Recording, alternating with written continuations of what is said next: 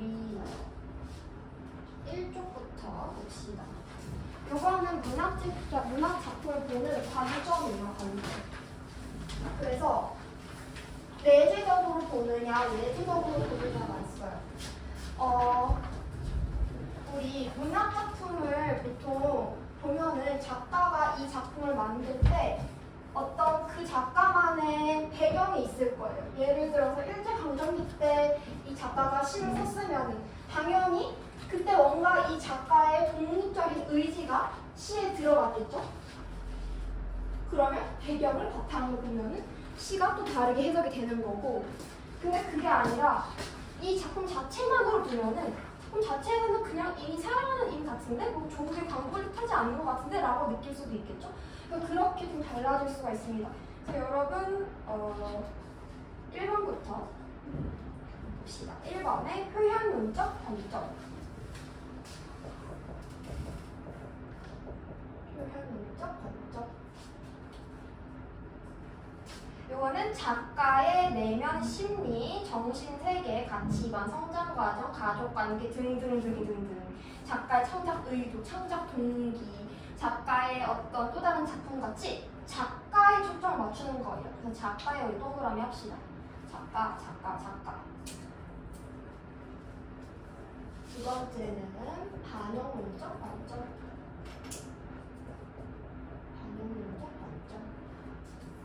요거는 보면요, 작품의 배경이 되는 그때를 말하는 건데, 선생님이 아까 말했던 일제강점기처럼 6.25 전쟁, 그러면은 그때 당시의 배경 때문에 시가 또 다르게 보이겠죠? 여기서 말하는 임은 왠지 조국의 광복 같은데? 라고 느껴질 수도 있을 거예요. 요거는 배경 동그라미 합시다. 배경. 세 번째, 효용론적 관점입니다. 효용론적 관점. 얘는요, 독자가 얻은 깨달음, 독자의 감동, 독자의 흥미, 독자의 인생관, 세계관, 인식, 태도의 변화야. 예를 들어서 얘들아, 똑같은 노래를 들어도 총 맞은 것처럼 이런 거 아니에요. 좀 요즘 노래가 있다. 요즘 노래 뭐가 있지? 요즘 노래. 요즘 노래. 요즘 소다팝?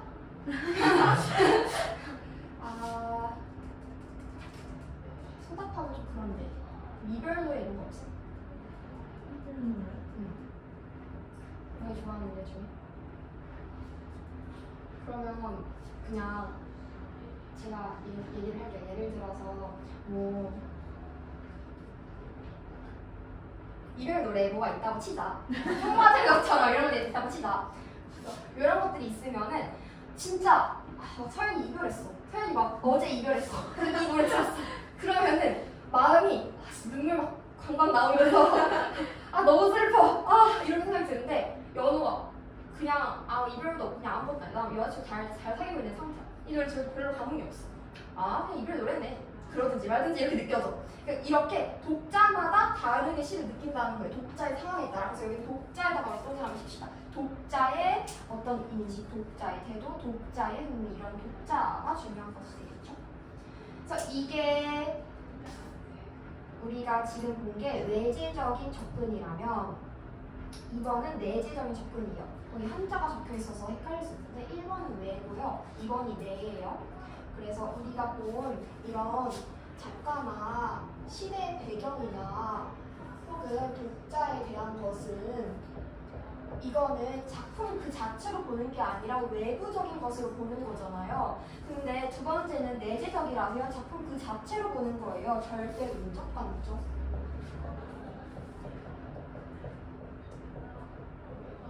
절대론적 관점. 그래서 화자와 청자, 시적 화자의 정서, 태도, 어조, 언어, 운율, 이미지, 표현법을 보라고 했는데 얘들아, 이게 선생님이 아까 분석하라고 했던 거 아니야? 그치? 아까 우리 스터디할 때 분석하라고 했던 거잖아요. 그래서 이건 작품 그 자체만 바라봤을 때고 사실은 제일 중요한 거기다 별표에 넣어주세요. 절대론이 사실 제일 중요한 겁니다. 왜 그러냐 하면은 얘네는 뭐로 제시가 되냐? 보기로 제시가 돼요. 보기로 이미 다 제시가 되고 보기에 이런 게 있어. 이 시에는 이런 상황이 있어. 그럼 너는 이런 거 봤을 때 어떻게 해석할 거야? 를 물어보는 거지. 직접적으로 너 외우고 있는 거 다 말해봐. 너 작가에서 아는 거 다 말해봐. 이렇게 시험지 나오지 절대 않아요. 절대론적인 관점으로 해서 이 실 모르는 시인데 한번 해석해 볼래? 이렇게 나오는 겁니다. 그래서 얘가 가장 중요합니다. 종합적 관점은 아 그렇구나 하고 넘어갑시다. 그래서 시의 출제 요소를 볼게요. 동그라미 해주세요. 정태의, 정태의, 정서, 태도, 의미, 기능, 정태의기가 있는데 먼저 정서 볼게요. 누구의 정서이겠어? 시에서 말하는 사람은 화자죠, 화자. 화자의 정서가 나옵니다. 화자. 혹은 화자가 안 나올 때도 있단 말이야. 그럼 누구의 정서겠어? 대상. 대상의 정서.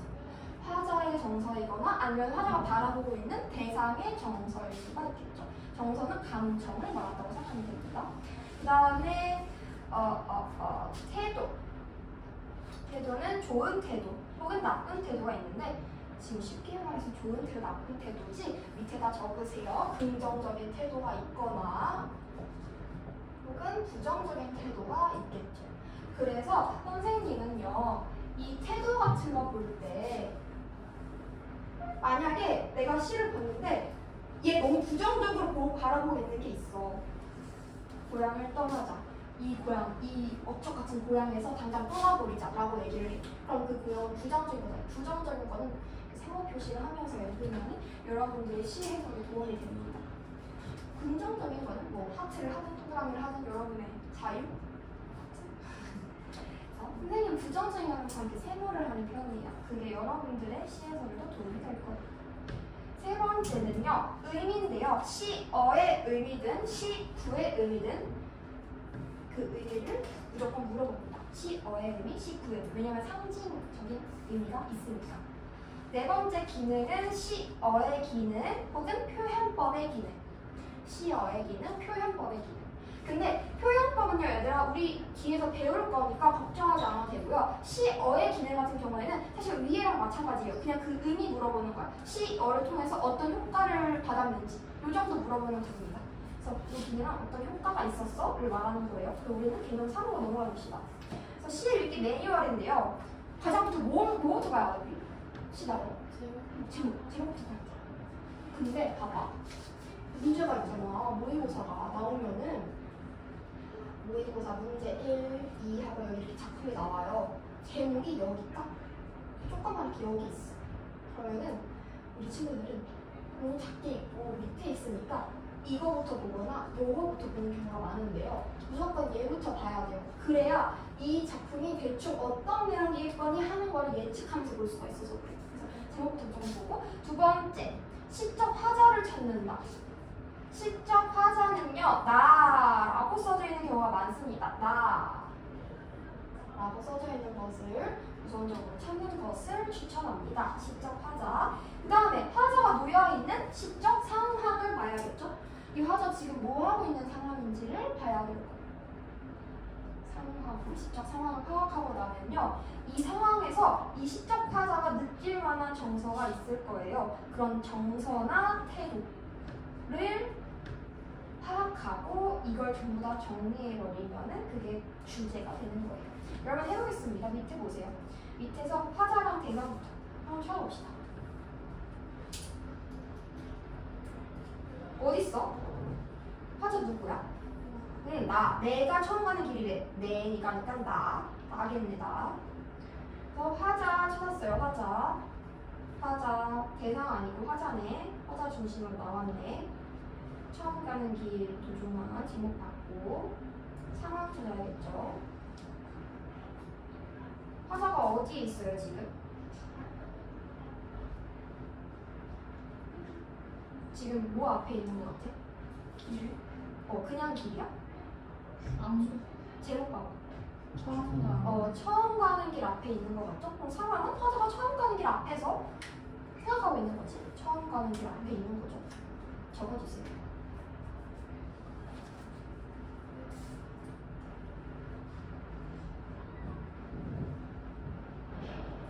정서나 태도.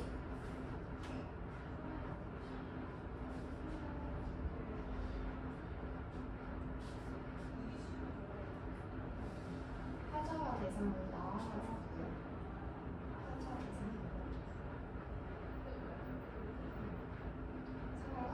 가는 길 앞에 있어요. 왼손잡이다. 그다음에 정서랑 태도를 찾아볼까요?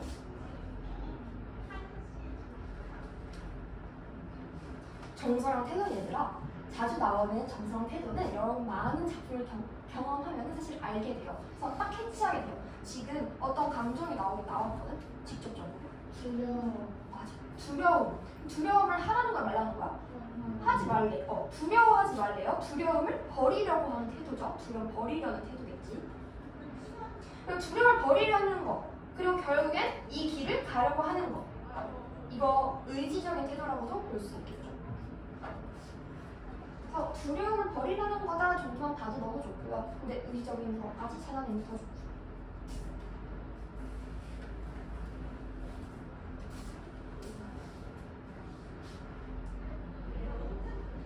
그런데 거기까지 했는데 막상 시를 보면은 화자가 안 나올 때가 있어. 이게 안 통할 때가 있어. 우리 지금 보는 매뉴얼. 이럴 때 어떻게 하냐? 다시 첫 번째 제목부터 보는 거는 똑같아요. 근데 화자가 안 나와. 그럼 뭘 찾으면 될까? 대상. 그렇지. 시적 대상을 찾으면 됩니다. 시적 대상. 근데 이 시적 대상이 간혹 제목과 같은 계열일 수도 있어요. 제목과 똑같을 수도 있다.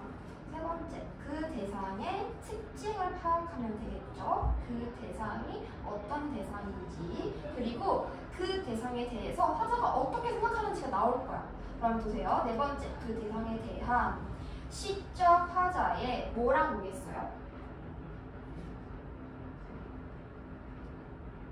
위랑 똑같지. 화자 매뉴얼이랑 똑같아요.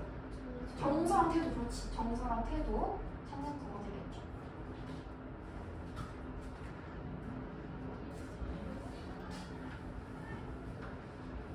됐나요? 이렇게 해봅시다.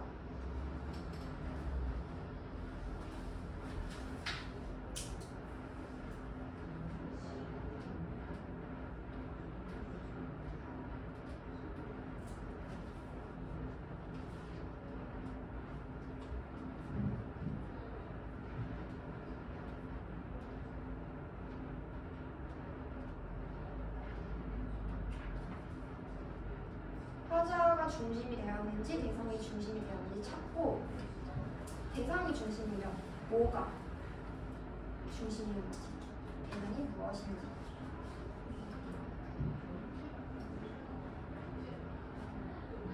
그때 중요한 것은 제목과 맞닿아 있을 확률이 굉장히 높다라고 했습니다. 그러면 대상 뭘까요? 그렇지. 뭐가 나오면 대상이 될 거고.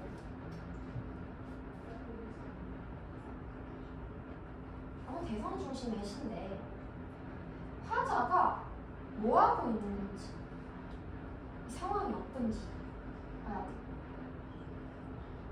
화자 뭐하고 있는 것 같아요? 뭘 바라보고 있어? 모가나무. 모가나무는 어떤 애예요? 모가나무 뭐 맡고 있어요?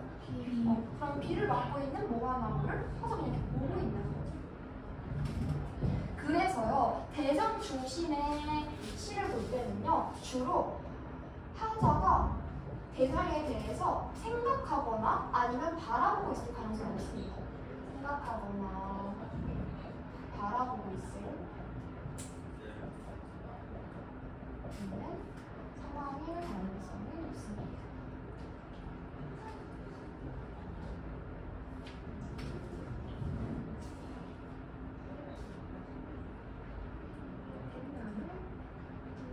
네. 그리고 대상의 특징. 아까 모가나무가 비를 맞고 있다고 했잖아. 비를 맞고 있는데 비를 어떻게 하고 있어? 피하고 있어? 아니면? 그냥 그대로 맞고 있어. 피하지 않고 있죠? 그 이유가 뭐 때문이에요?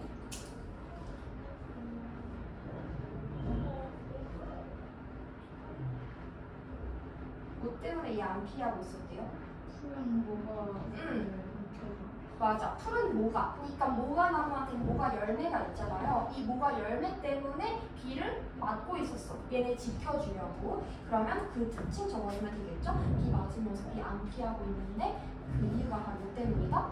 모가 열매 때문이었다. 여러분 이거 스터디할 때 그대로 하면 돼요. 이런 식으로.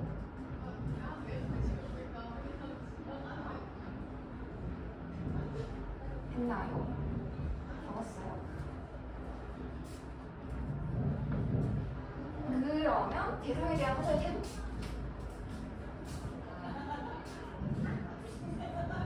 저는 저 도대체 왜 저러냐? 이렇게 잘 생각했대잖아요.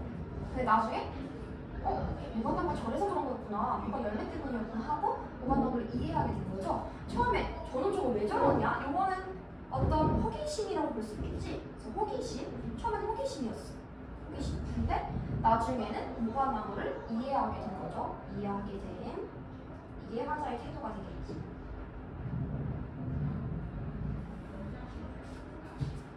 됐나요? 이런 거 적었네.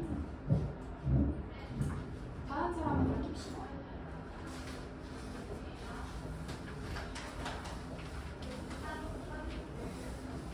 이제 중요한 것을 보려고 해요. 이 정서랑 태도는요, 아까 말했듯이 긍정적인 것일 수도 있고 부정적인 수도 있다. 시어가 긍정적인 시어일 수도 있고 부정적인 시어일 수도 있는데 이거 판단하는 가장 좋은 방법은 3C로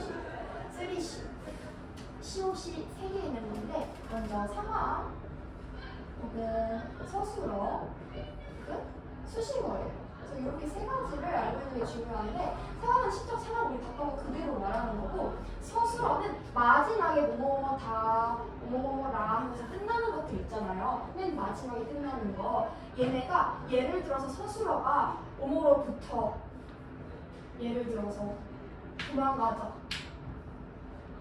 라고 했어. 그럼 이 뭐뭐는 긍정적인 거야 부정적인 거야? 부정적인 거지. 얘한테 도망가야 되니까. 근데 뭐뭐로 달려가자 어서 가자 이렇게 얘기해. 그럼 얘는 긍정적인 게 되는 거지. 이런 식으로 서술어 보라는 얘기고요. 수식어는 뭐냐면 무언가를 꾸며주는 역할을 하는 건데 여러분 영어에서 막 형용사 이런 거 배웠잖아요. 똑같은 거라고 생각하면 됩니다. 그래서 뭔가 꾸며주는 건데 예를 들어서 다른 날인데 나를 안아주는 달 이라고 하면은 이 달은 긍정적이네요 부정적이네요? 좀 긍정적이냐. 근데 나를 괴롭히는 달 이러면 부정적인 달이 되죠. 요렇게 얘 꾸며주는 애가 어떤 수식어냐에 따라서 이 달이 긍정적일 수도 있고 부정적일 수 있다는 얘기입니다. 이 꾸며주는 애가 요렇게 총 3가지 이거는 꼭꼭꼭 기억해 주시면 좋습니다. 했으면 5번째 보기로 넘어갑시다. 맥락으로 보기 이거 아까 선생님이 얘기했다고요. 얘네 3개 보기에 나오는 표현 목적, 작가, 시대, 목자 이런 내용이 보기에 나온다는 것을 좀 길게 적혀 있는 겁니다. 여러분들 이거는 읽어보시면 되고요. 그래서 문제에서도 보기에는 참고하여 보기의 관점에서 보기를 보려라고 나오는데 아 그렇구나 하시면 됩니다. 넘어가서 기출문제가 있는데요. 보시면요. 1번에 보기가 나온다. 1번에 사장님 1번 넘겨보세요. 문제가 있어요. 보기가 나와요.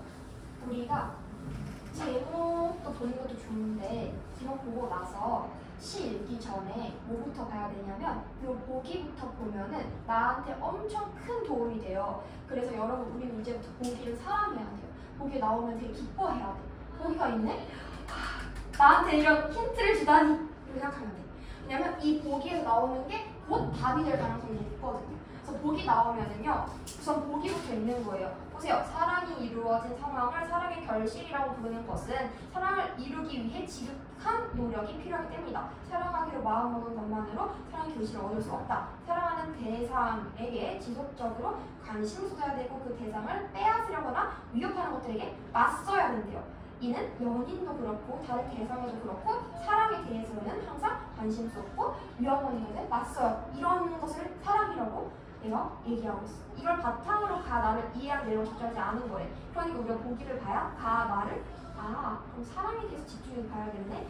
이 대상이 나오겠지. 사랑하는 대상이 나올 텐데 대상이 무엇인지 찾고 화자의 태도가 어떤지 찾고 어떻게 상황이 어떤 화자가 어떤 태도로 이 대상을 사랑하고 있는지를 가야 하는 보기죠.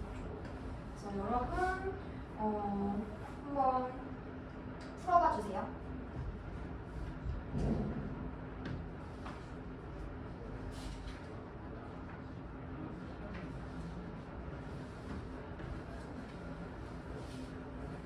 방금 말한 것처럼 시 제목 읽었네. 시 봤더니 사랑에 대한 내용, 사랑의 대상 찾아야겠지. 화자랑 그리고 화자 상황은 어떤지 봐야겠고 정서랑 태도 봐야겠고 근데 잘 모르겠어? 그럼 3시부터 서술어 수식어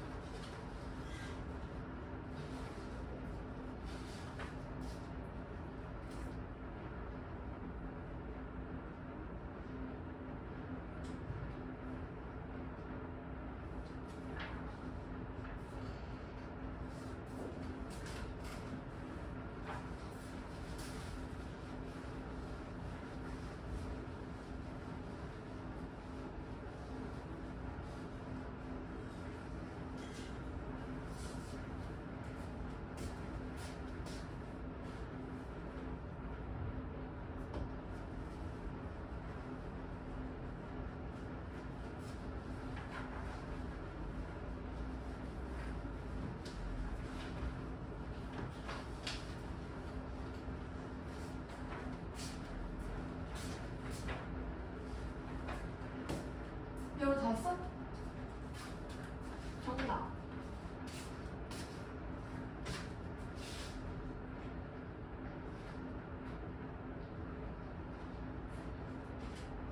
이거 둘 맞고 맞아 틀렸어.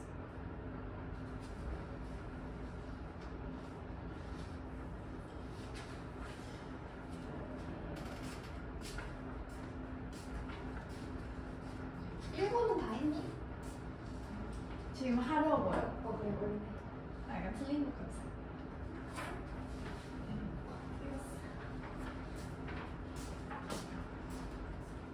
정답. 다 했어? 제가 거의 절반 쓰요. 맞아요? 맞아요. 이거는 네. 정답이에요. 그리고 잘 맞았네요. 그러면 나머지는 숙제로 해봅시다. 진아도 집 가서 다시 잘 보면은 풀 수 있을 거야. 그래도 모르겠으면 질문하세요. 6번 볼게요. 개념 6 봅시다.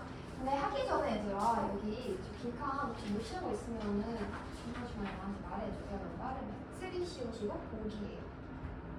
3 씌우고 보기.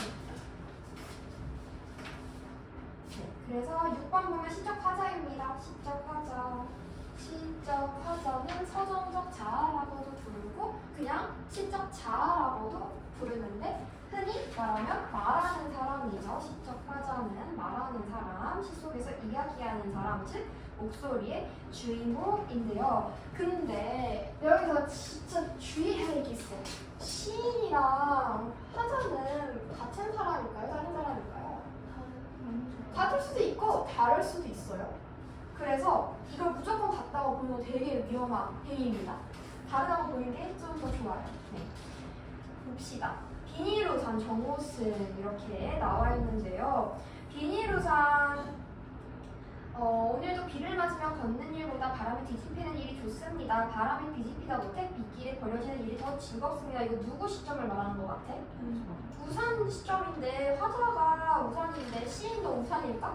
이건 아니죠. 화자가 우산이지만 시인은 사람이겠지. 정원생이란 사람일 거 아니야. 그래서 이렇게 다를 수 있다라는 거고요. 밑에 시적 화자가 하는 일 봅시다. 시적 상황 묘사해준다. 어떤 대상에 대한 정보를 전달해주고 내면 세계, 시인의 내면 세계를 대변하는 일을 합니다. 그래서 기출수 보면은 시적 화자 어쩌고저쩌고 톡톡 나와 있는데 우리는 거기 말고 신호 박스 밑에 있는 걸 볼게요. 얘들아 표면에 드러난다라는 게 뭐냐면요. 쉽게 말해서 화자가 나라는 이름으로 딱 우리가 보기 쉽게 찾아낼 수 있게 나타났다는 거예요. 그러니까 가끔가다 화자가 어디 있는지 이름도 없고 나라는 사람도 안 나와 있고 이럴 수도 있어. 근데 그게 아니라 표면에 드러난 화자는 우리가 딱 동그라미 할 수 있게 글자로 나라고 적혀 있다라는 거. 그걸 우리는 표면에 드러난 화자라고 표현을 해요. 맞나요? 개념 7 볼게요. 시적 대상. 요거는 대상 중심인 시일 때 아까 우리 모가나무처럼 그럴 때 보는 건데요. 화자가 바라보고 있는 어떤 인물일 수도 있고 모두 물건일 수도 있고 공간이 될 수도 있는데 네, 요 대상일 때 대상의 특징 파악하라고 했었죠. 시적 대상이 기출속 밑에 2009년 수능 보면요. 골짜기, 길, 대추나무, 나뭇잎 하나로 대상이 바뀌었대. 그래서 대상이 바뀔 수도 있고요. 반복적으로 드러날 수도 있어요. 그래서 아 그렇구나. 그 다음 봅시다. 개념 8. 시적 상황입니다. 시적 상황은 시의 상황이겠지? 화자가 처해 있는 상황이겠지? 우리 그동안 한 거, 방금 한 것들. 이 시의 분위기를 자아내고요. 이 시의 어떤 형편이나 정황을 말할 수 있는데 예를 들어서 밑에 보면요. 내적 상황, 외적 상황이 나와져 있어요. 근데 내적 상황 보면요. 시적 화자가 시 속에서 겪게 되는 구체적인 상황을 말하는데 우리는 주로 그냥 내적 상황에 집중하면 되지만 이거 그렇게 중요하지 않고요. 현재도 나오지 않습니다. 그냥 가볍게만 보고 아 그냥 시적 상황은 시적 화자가 처해져 있는 상황이구나 이렇게 읽고 넘어가면 됩니다. 그래서 요거는 크게 어렵지 않고 밑에 나와 있는 상황 요거 한번 쭉 읽어만 볼게요. 인과의 사랑, 이별, 대상의 부재, 이 대상은 아버지일 수도 있고 고향일 수도 있고 다양하죠.